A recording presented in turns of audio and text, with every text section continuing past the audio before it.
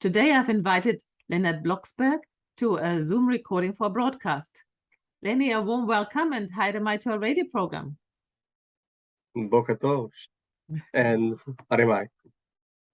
Professor Leonard Bloksberg has been a lecturer at the University of California and a professor at Michigan State University.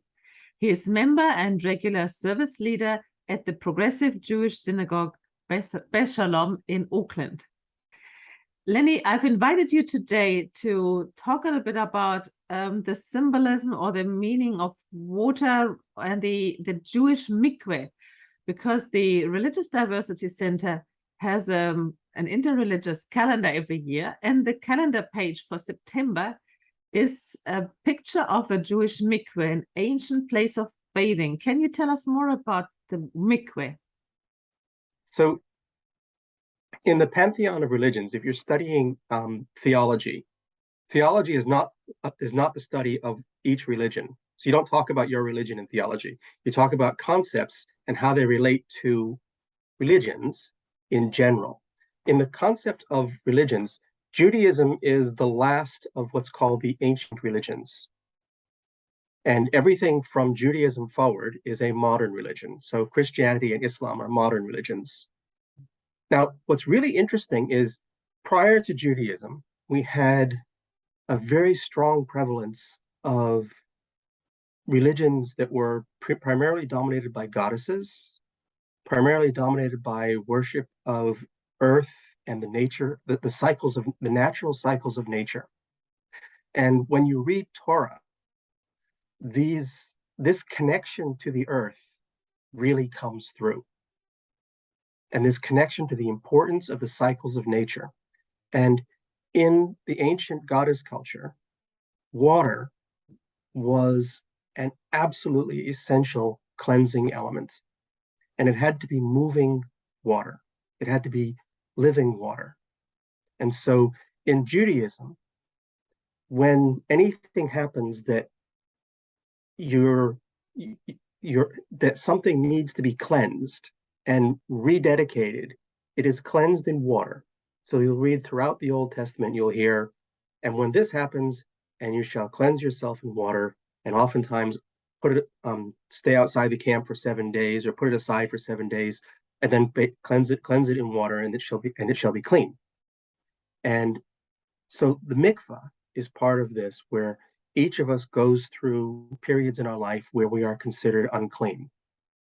The big ones in the Old Testament, if you look, are contact with blood, contact with death, and contact with infectious disease. Infectious disease is translated as leprosy throughout the Old Testament, and they didn't really have the same medical distinctions that we have today, but what it meant was infectious disease. If you look at the description, they're always talking about if it spreads, then it's a leprosy. If it doesn't spread and it just sits there, then it was just a blemish. It's not a problem. Okay? So COVID in the time of the Bible would be a leprosy. Correct. Anything that spreads is a leprosy. It's an infectious disease. And so you had to go through your period of isolation, just like we do with COVID. You had to go through your period of cleansing, which we don't quite do with COVID. And the cleansing was very important. Now, cleanse yourself in water. And the blessing I will read for you, the traditional blessing. Baruch atah Adonai Eloheinu melech haolam, asher kidshanu b'mitzvotah, asher kidshanu b'tevilah b'mayim hayim. Now, I went to do the standard blessing for many of the commandments. Baruch atah Adonai, praise to you, sovereign of the universe.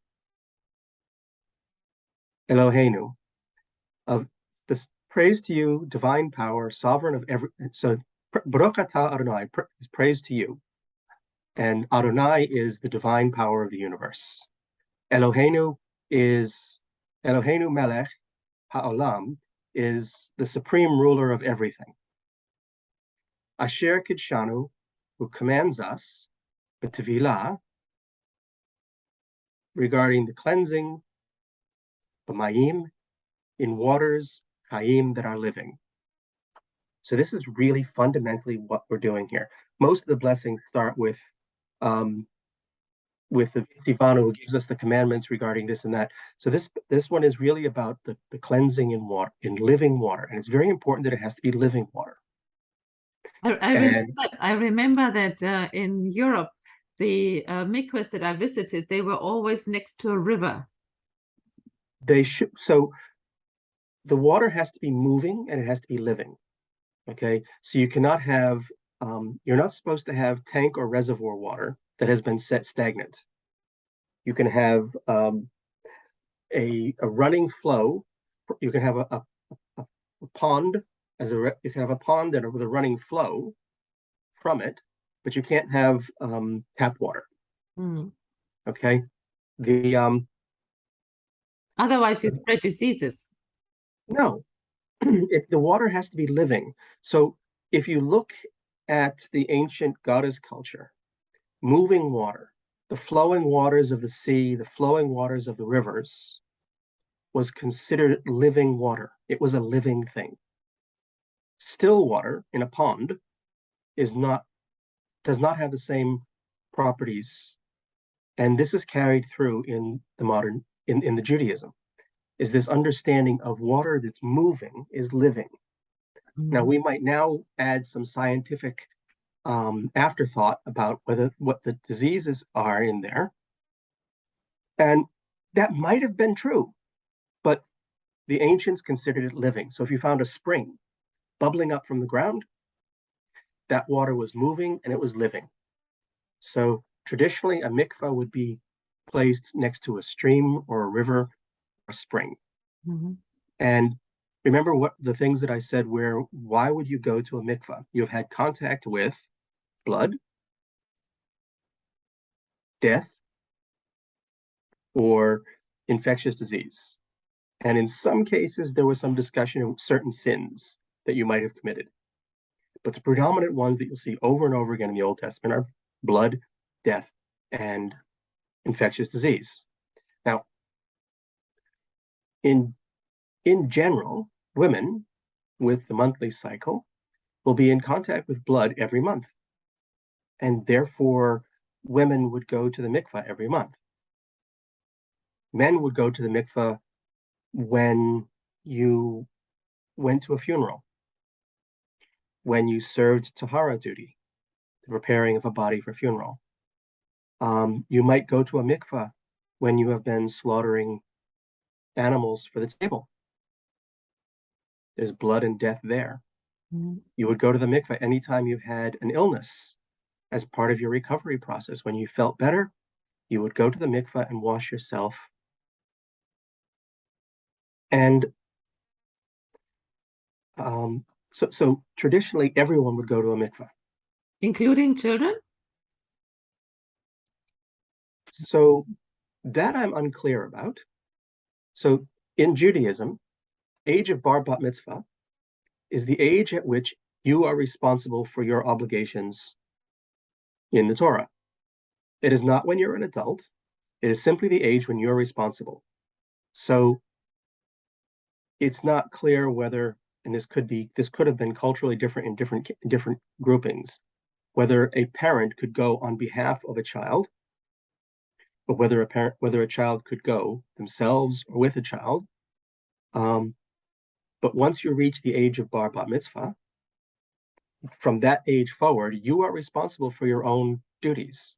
Is that the age of 12, 13? What is the age of a bar mitzvah? So for girls, the age of bat mitzvah is 12. The age of bar mitzvah is 13. Okay. So from the age of 12, a girl would be responsible for saying the blessing and lighting the candles in her home. She would be responsible for going to the mikvah with her monthly cycle. I think most families will probably start it whenever the girl started their cycle, even if they started it at 11. Mm-hmm. Okay. A boy would be responsible for saying the daily prayers, for hanging a mezuzah on his home, for leading services, for reading Torah from the age of 13. Lenny, and when you go to the mikveh, are you on your own or are you going with others? How does that work? Either one. So, in fact, you can go to the mikveh in the wilderness on your own. Any moving water is a mikvah. Mhm. And I have done mikvah in the wilderness.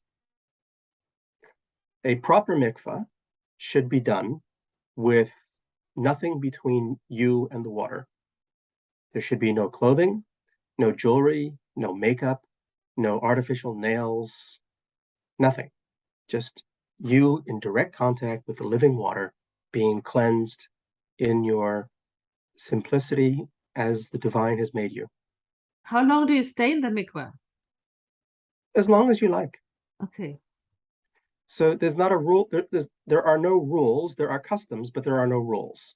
Okay. Now, in a mikvah at a synagogue, you will often have an attendant who will make sure the rules are observed properly.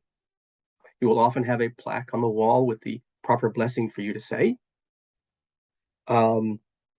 There might be other people present. If you're going for a conversion, there will probably be an attendant there making sure that you completely immerse in the water. So you should immerse so that every part of your body is cleansed.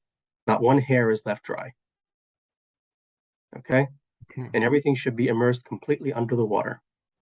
So over the centuries, most men neglect their duties to attend the mikvah in modern times. All but the most extreme Orthodox men no longer attend the mikvah. It's just men can now consider it a woman's thing. Oh. There's a real odd sort of an attitude, since the Torah is very clear that it's not. The other thing is that the concept of baptism is actually an adaptation of the mikvah. Mm. So what I think it was John the Baptist did was he took this process of cleansing and brought it as a way of cleansing people going into the new Christianity. So in Judaism, we have a different process for this other partial immersion. So we do this every Friday. We have the ritual washing, and we say Baruch atah Adonai Eloheinu melech haolam asher kitshanu b'mitzvotav v'tzivanu al natilat yadayim. And so we have part of our normal Shabbat ritual in most Jewish homes will be a pitcher and a bowl, where you do the ritual washing, ritual cleansing, and the water has to flow. So you can't dip your hands in the bowl of water. You actually have to pour the water over your hands into the bowl, into the basin. And again, it's a mini mikvah, cleansing yourself to prepare yourself to be in purity for Shabbat. That reminds me of a Seder meal that I saw where the rabbi was also washing his hands over water that was flowing on his hands, which we also have during our ceremonies. In a normal Jewish household, everyone does it. It is actually a real insult to the rabbi if only the rabbi does it. Oh, really? Oh, yes. I mean, people will talk about how he's a bad rabbi if only the rabbi does it, because a rabbi is a teacher. Yes. And of course, it's not the rabbi's job to wash your hands. It's everyone's job to wash their own hands. And so everyone should do it on their own. And So the rabbi should be demonstrating around the water and everybody pours water on his fingers? In a family situation, yes. Mm-hmm. In the synagogue, we leave the pitcher of water on the table, and everyone who wants to comes up and does it for themselves. In the synagogue, it's such a big crowd that's there that not everyone comes forward and does it, and people will do their own washing in their home. But it's also, you would have, even if you have 10% of the congregation doing it, it could be seen as on behalf of the whole congregation. Exactly. Yeah. Oh, that's as great. long as it's not just the rabbi. If it's just the rabbi, then people will start talking about he's not a very good rabbi. He can't be a good teacher if the followers aren't learning. Yes, the teachers have to make sure that the others are learning it. That's right, and have the practice. Yes. Talking about teaching, you are also a teacher of the shofar. Is that correct? Yes, it is. Can you tell us what is a shofar? So a shofar is a ram's horn hollowed out to be the original brass instrument of the planet. I mean, this was the first, as far as I'm aware, it's the first brass instrument that was ever played. Possibly the only other contender I know of is the conch shell, as a similar aged brass instrument. It wasn't until we reached the metal age that we started making brass instruments out of metal.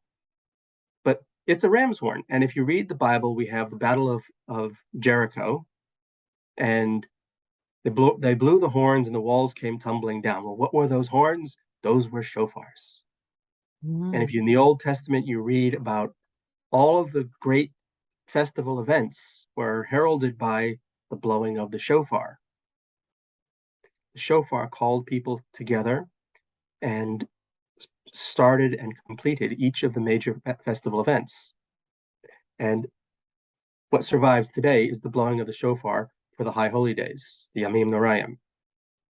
And there's a special period from Rosh Hashanah, the Jewish New Year, to Yom Kippur, the Day of Reckoning, the Day of Atonement.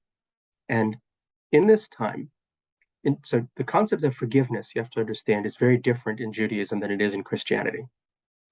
So in Judaism, you are only allowed to ask God for forgiveness for our sins against God.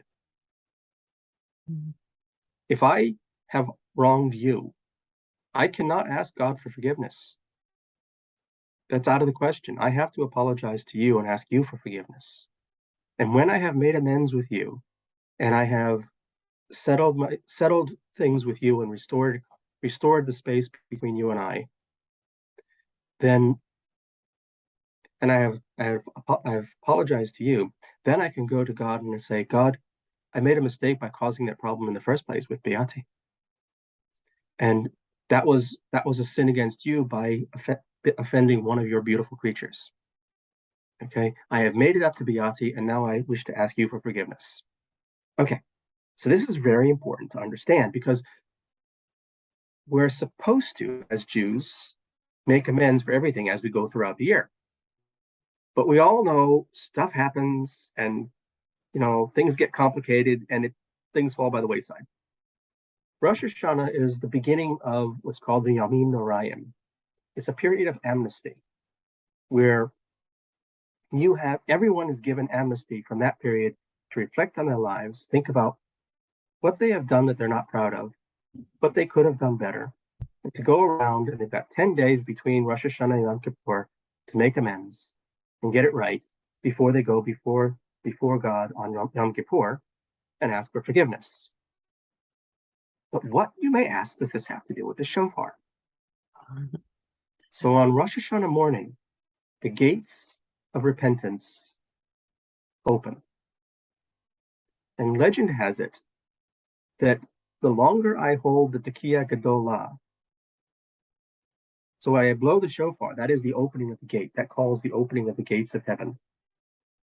And the longer I hold the Tekiah Gedolah, the long note at the end, the wider the gates open, leaving you more room and more spaciousness to be able to let go, forgive, make amends, get things right. Lenny, does that mean that when you blow the shofar, that means you don't stop? You have one long blow. Is that correct? Right. I will demonstrate that in a moment. And then at the end of Yom Kippur, the longer I hold the final note, the longer the gates hang open for just one more prayer to come through. And you have this period. And when that closes, you can still make amends. You can still ask for forgiveness. But you're supposed to do it as you go along. And that's normal. And we do that every day. But there's this period of special amnesty. If you came to me in the Yamim Noraim and said, Leonard, remember that time when this happened, and I'm really I'm really sorry about that. I have a special duty to take your apology seriously during this time. It's a special time. And so this is my shofar. This one actually belongs to the synagogue, Beth Shalom, been sort of entrusted to me, and I've restored it and I care for it and I blow it and I teach people to blow it. And there's a special process in teaching people to blow, because if you look down the mouthpiece here, you'll see that it's a very, let me put my finger next to this so you can see, it's a very small little hole. Yeah. And it's very difficult to make a noise. And so most people will come to the shofar trying to make a noise. The first lesson is make a noise. Okay. And then you practice that until you can make a decent noise. Making some, then in the next lesson, you might learn the numerology. There's a particular pattern and numbers of beats that we do. The next lesson, we might add some musicality and play ba ba ba ba ba. And how many different notes can you get out of the shofar with this one tiny mouthpiece? Now, if you can get 7, you're doing really well. I think I've gotten 7 on a good year. Practiced a lot. And then the next one is breathing, and breathing together in unison. Because on Yom Kippur, when we play as a group, we shroud ourselves in the talit, our prayer shawls, and we can't see each other. And so we have to play by feeling. So to do that, we breathe together until we feel each other. And we don't need to see, we don't need to talk, we just be. The final lesson in blowing the shofar is a meditation, where, because this instrument is so difficult to play, when you practice it, you almost always make mistakes. So when you get nervous and go in front of the congregation, there's bound to be mistakes. So what you do is you practice a meditation where you stop playing the shofar. Then you walk away. And you say, to God, I'm not here anymore. You play the shofar, please. I'm letting go. And you leave the room. So what happens is there's this thing where I will go under my prayer shawl and I will play the shofar. And when I emerge, I often look around in bewilderment, wondering where I am, because I wasn't here. It's an interesting process. This is what I teach. I teach this meditation where you completely let go. Mm-hmm. And that's, once you learn that meditation, then you can get the Tekiah Gadolah, the long blast, to be very long. So there are essentially 3 blasts plus the Tekiah Gadolah. So the first blast is a Tekiah, which is a single note for 9 beats. The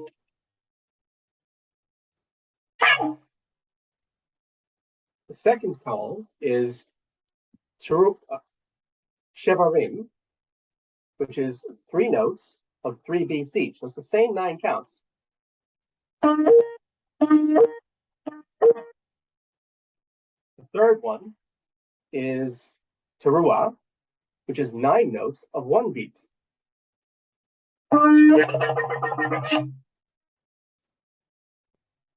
The final note, as I mentioned, is the Tekiah Gadolah. Gadolah means large.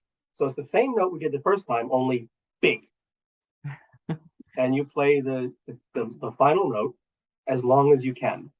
That's when you have to think of everybody who came to you and said, I need a special consideration when during this blowing of the shofar. Is that right? Actually, that's when I clear my mind and think of nothing. Okay. It's already taken to God, and God will blow for you. I let go of everything. There's nothing in my mind. I lose track of everything. I'm just not there. It's a hard thing to explain, but if you've ever done meditation and there's a practice in meditation where you try to think of nothing and clear your mind of everything. And most people think of a white light, and you clear the white light.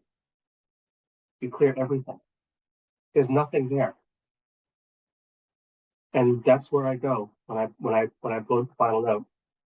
10 seconds is considered to be a very good, very long last note.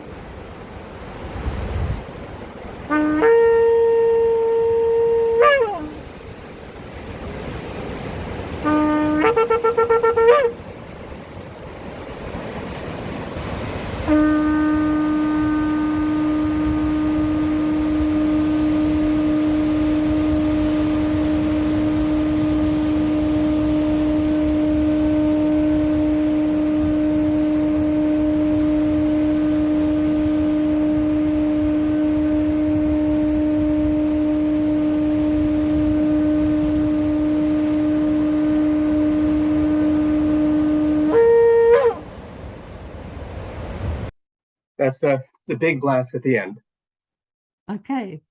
Thank you very much, Lenny. That is really interesting. And so every synagogue has a shofar blower? Well, every synagogue should be blessed to have a shofar blower. Yeah. And there are always synagogues that make other choices or that have to do without for some reason. Okay, I'm not going to say that doesn't exist in the world, but that's considered a big priority in holy days. Yeah. Is having a shofar blower. Thank you, and kia kaha, and keep safe. Toda rabah.